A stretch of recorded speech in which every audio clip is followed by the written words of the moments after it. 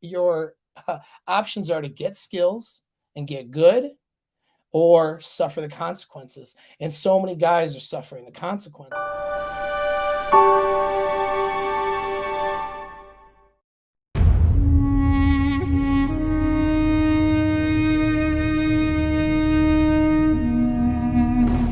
Don't focus on women. Don't chase women.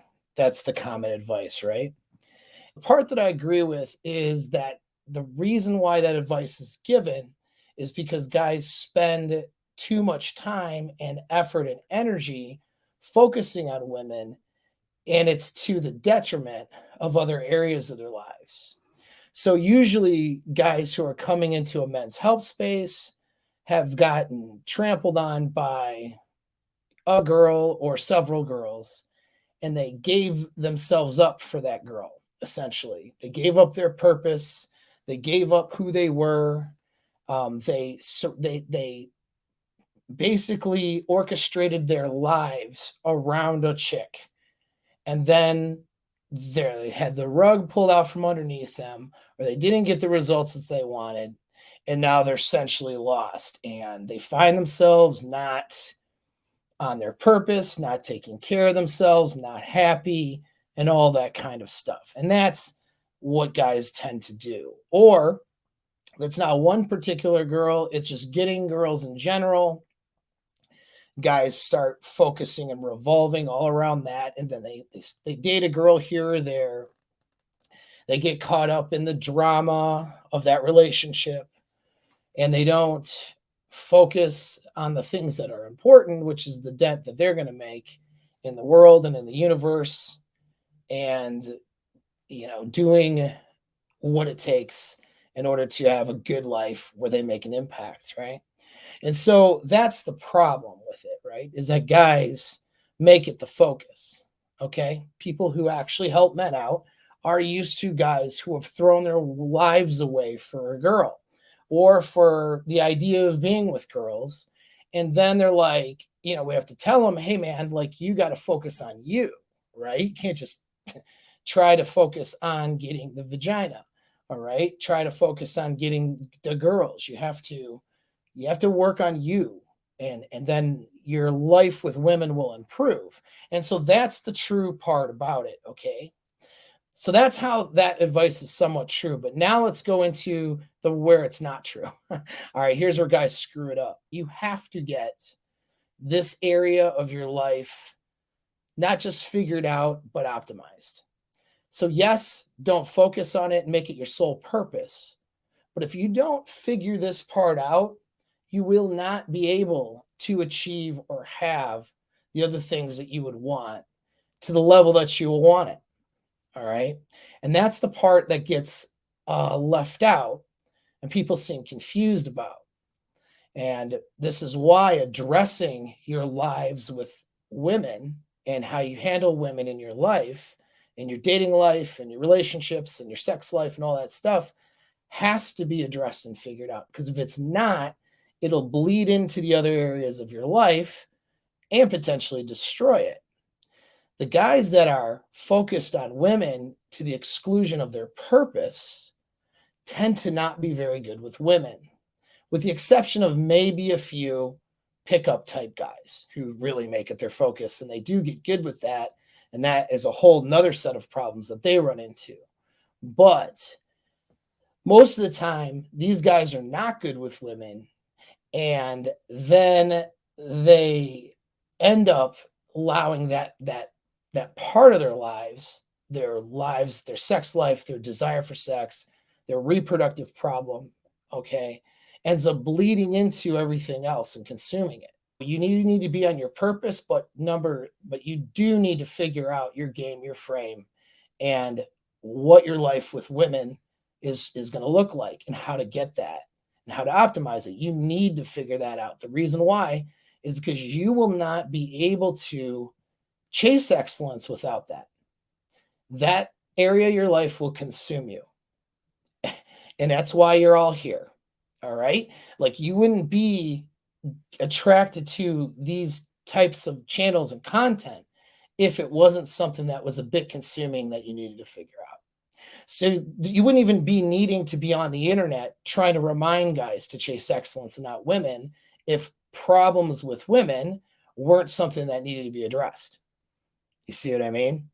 So, yes, chase excellence, but you need to sort out your game, your frame, and your relationships. You need to sort that stuff out. It's part of it. And so, number one, if you don't, it's going to consume you. And that's what we see all over the place. I mean, we see guys who go monk mode and, they usually will throw in, what happens with monk mode guys and guys who just swear off women? Well, they usually get addicted to porn, right? They usually are addicted to porn and fapping, and then that starts consuming their life. So they're consuming red pill content, MGTOW content, sometimes black pill content, getting into discussion groups, getting on the internet, and jerking it to porn, like, right? I mean, and so it consumes their life. They just aren't having good relationships with women, but they're consumed all right by this whole issue, right? And then, of course, that leads to people, well, I'm going to no fap. I'm going to get on this movement. Okay, so now you're on that movement. And now it's support groups for your no fap and figuring out how to no fap better and posting on the internet about no fap, watching videos about no fap. How do I get rid of my porn addiction? Like, it ends up consuming you. It ends up consuming you. And if you had this area of your life figured out, it wouldn't consume you. You know what I mean? And it would enhance everything else that you're doing. And so that's the other part of it. You're not going to be able to not have this thing sorted out because you have an instinctual drive, and that instinctual drive is to mate. Okay. And you can say whatever you want. You can talk about all the don't be with women crap. Women ain't stuff. They're not worth it. Right. You can do all that all day long, and you're still being consumed by it with every sentence that you post on social media to tell people that you're not. So you can't get out of it. It's instinctual. You need to sort your reproductive problem out. There is no other answer. You got to sort it out. You're either going to do it terribly and try to ignore that it's something you need to sort out, or you're going to do it well. Choice or somewhere in between, but the choice is yours. You're not going to be able to ignore it. Point number 2 is it's not a binary thing. Okay, I'm not going to go, you know what? I'm going to focus on my business for the next 5 years and not exercise because exercise takes up time, energy, blah, blah, blah. No, there's certain things you need to do in order to be mentally and emotionally stable as a man. And to be in that, we could call it alpha state, right? Taking care of your health is one of those things. So you can't chase excellence in your business if your health is falling apart, because what happens? Your health problems and lack of being in shape, your appearance, okay, and those things start bleeding into your ability to do well in other areas of your life. So what do? We have to take care of our physical bodies, right? We have to be physically capable. That's one thing as a requirement to be in an alpha framework. And we know from neurology, depression, anxiety, and neurochemicals are affected and improved upon or a detriment to, depending on our physical activity. When we have physical activity and we're taking care of our bodies, our minds are more stable. Okay, on a neurochemical level, we know that. And so, and if our minds are more stable and productive and motivated and all that stuff, what are we going to do? We're going to do better in our lives. So it's not a sunk cost working out your body. Okay. And so that's just one example. But having your reproductive problems solved and having women figured out and your skills up with women, okay, is going to allow you to have great experiences in that area of your life and drama free. You're not going to worry about it. And that will make you feel better. And that will that'll make it so this thing doesn't consume you and you can focus more on your purpose. All right. But my point is, you're still chasing excellence. You're just taking a portion of your life and time and energy to solve this area at some point. And until you do, this area of your life that you're not good with, which is women and relationships, is going to bleed into everything else. At some point, you got to make the decision to solve the area of your life involving your sex and love and life with women. Okay. You have to solve your dating relationship part of your life at some point, or it will just continue to bleed into other things. And you'll continue to waste time and energy trying to balance that out and trying to not let your lack of women or your woman problems or relationship problems. You could be with a woman, but in a toxic relationship too, right?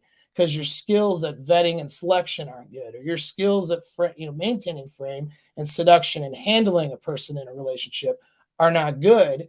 What happens? That bleeds into other parts of your life. There's a saying is that the lazy man often works harder, because somebody who does something kind of half-ass or whatever, what happens? They end up doing things over, or they end up having to handle that part of their life and ends up creating more effort and being a sink on their time and energy. Like, for example, the guy that doesn't clean out his office, okay, has a messy office.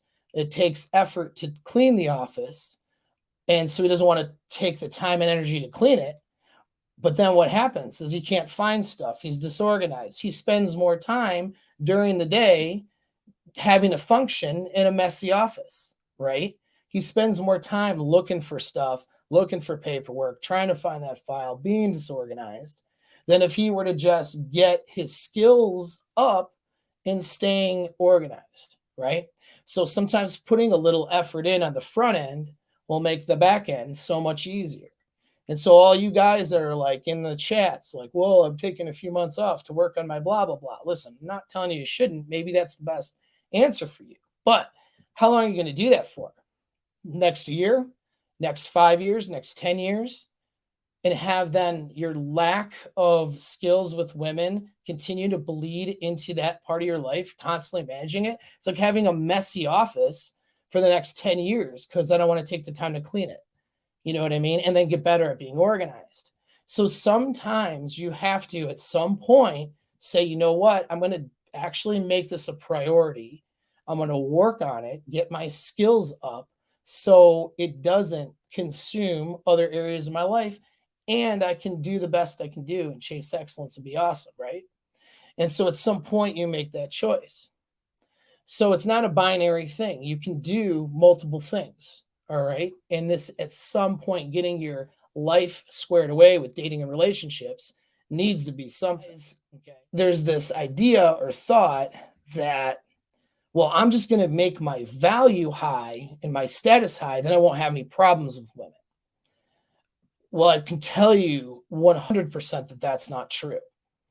Guys who have that fallacy in their head that it's all about SMV and all about, basically looks, money, status, and that game isn't a factor, they're put in a state of hopelessness when they see guys like celebrities that are high value guys getting raked over the coals with their women, sexual marketplace, the Will Smiths, the Johnny Depps of the world, who are high value men, very talented, and could have all the selection in the world that they want for women. And we see them just getting raked over. Guys who have the SMV fallacy in their head, they become hopeless. They're like, well, if these guys couldn't do it, if Brad Pitt couldn't make it work with Angelina Jolie, how could I make it work with, the local chick down the street or whatever, right? And you hear that kind of logical fallacy, that argument. And it's a ridiculous argument, okay? Because the problem was their skills weren't good. I could have countlessly just sit here and go through my Rolodex of everybody I've ever run into, maybe on social media or my phone list or something. And I could just countlessly pull out one after the other, dudes who with high status, high money, decent looks, high sexual market value, get raked over the coals with chicks, don't have an effortless and fun and good life with women. Instead, have been struggling after struggling after struggling with women, one after the other, after the other, after the other.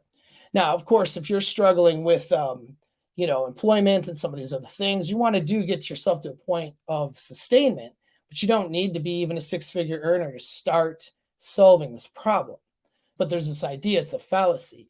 Well, I want to own a business someday and be, I want to make $500,000 a year, let's say, Let me just say I'm going to make $100,000 a year or whatever. I don't know.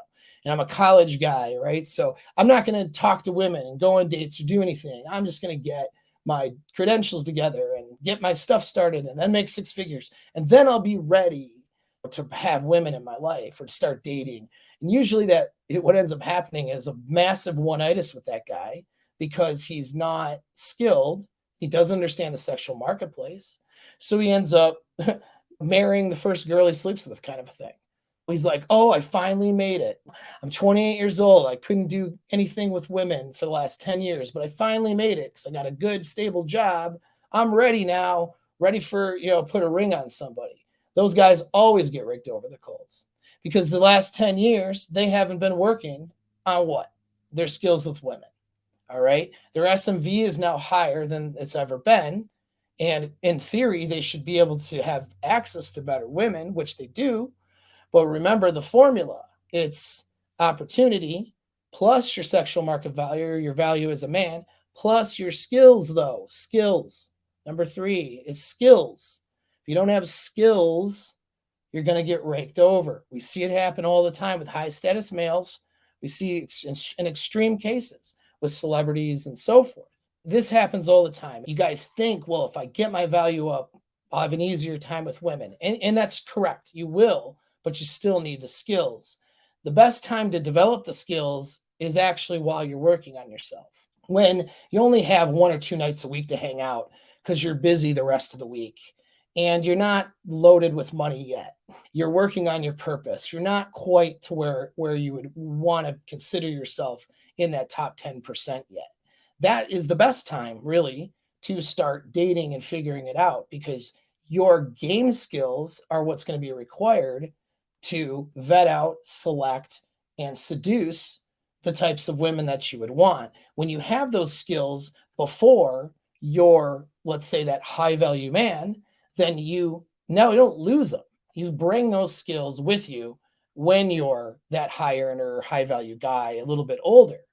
And now you have a better head on your shoulders when you're dealing with women. And I'm going to tell you, I got guys in their like 30s, 40s, 50s, 60s sometimes who will tell you I'm telling the truth. These guys are a lot of times are very high earners, high value, and they've been divorced. They've been raked over. You know what I mean? And it's a skill set you want to learn. Not just skills in pickup or getting the girls, but skills in handling them, skills in selection, skills in communication. And I don't mean just sitting down and having a meeting about it, which is what most counselors say communication is in relationships. I mean, actually knowing subcommunication and tonality and body language and communicating through action, right? These are all skills. And guys who don't have it find themselves raked over with half of their stuff, visitation time with their kids, dealing with an ex, whatever it is, later in life, because they didn't get these skills together. All right. It's not just about getting laid, it's about developing these skills. So when you are finally built up to the point where women will take advantage of you, because you have now assets for women to take advantage of you with, then you'll know how to navigate that sexual marketplace. I get a lot of clients who are 7-figure earners, high status men who are like, okay, dude, I don't know how to navigate this marketplace because I've been getting raked over. You can't get caught in that fallacy. You guys have to learn to solve this thing. And it's best to learn it. You mean any time to learn it's the time to learn it, right? But you want to not make it your whole number one focus, but you want it to be a part of your life, something you're solving, or else you're going to find this is going to bite you later. By getting good with women, getting good at seduction, good at maintaining frame, good at communication in your relationships, good at dating, good at selection, mate selection, whether you want to call it vetting or whether you want to call it just setting boundaries or a mixture of both, mate selection, having the right kinds of girls in your life that'll complement your life, and then selecting from there. Having the skills to have what you want, it makes your life more exciting. But that's not only the small part of it. It also makes that area of your life drama-free, mostly drama-free, and somewhat effortless. When your skills are high, you put less effort in. You don't have to let this area consume your entire life when you have skills. And so I urge you guys not to put this off, okay? Because the sooner you make this a priority to address and get somewhat good at, you want to get to a point of competency and unconscious competence with this stuff and really learning it, really dialing in seduction frame and your dating and relationship life to a point where you don't have to think about it. Then it won't consume you anymore. And here's the beauty of it. Once you get these skills, they don't perish. You get to keep them forever. Doesn't mean you'll never have a problem with women. Doesn't mean you won't go through maybe a breakup or something like, more severe occasionally. But problems will happen a lot less.